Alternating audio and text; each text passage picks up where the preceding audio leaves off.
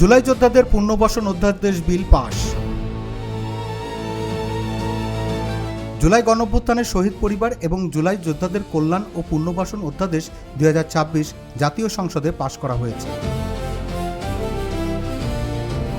শুক্রবার বিকাল 3:30টায় এ সংক্রান্ত প্রস্তাব সংসদে উপস্থাপন করেন মুক্তিযুদ্ধ বিষয়ক মন্ত্রী আহমেদ আজম খান।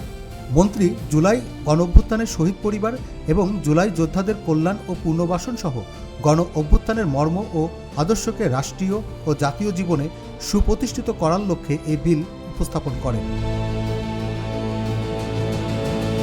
এ সংক্রান্ত ইতিহাস সংরক্ষণের উদ্দেশ্যে আনা জুলাই গণঅভ্যুত্থানে শহীদ পরিবার এবং জুলাই যোদ্ধাদের কল্যাণ ও পুনর্বাসন 2026 বিল উত্থাপন করেন তিনি। এরপর জাতীয় সংসদের deputy speaker barrister Kaiser Kamal বিলটি সংসদ সদস্যদের ভোটের জন্য দেন। এ সময় সংসদ সদস্যরা হ্যাঁ বলে বিলের পক্ষে সম্মতি দেন। Desk report, Infinity Bangla.